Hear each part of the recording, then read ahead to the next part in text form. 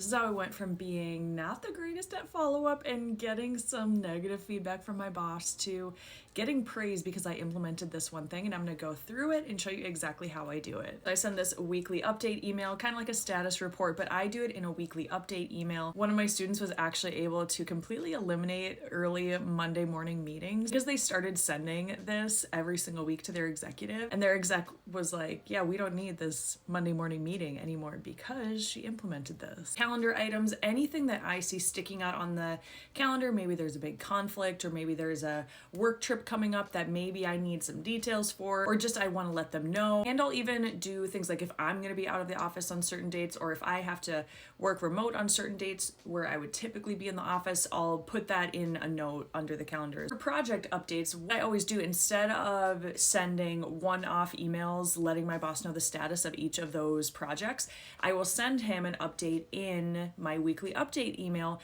to let him know what the status is, to let him know like, hey, this is what's going on with this project, to let him know that an item was closed out. For the project items, it's things that I have a lot of information to share, and it's not something that I would just want to be a follow-up item. It's something that maybe I have a lot of information that I actually want to share about this specific project. In the follow-up section, this is where I will just put very quick notes, like if there was something that I was working on, I just let him know that it was closed out.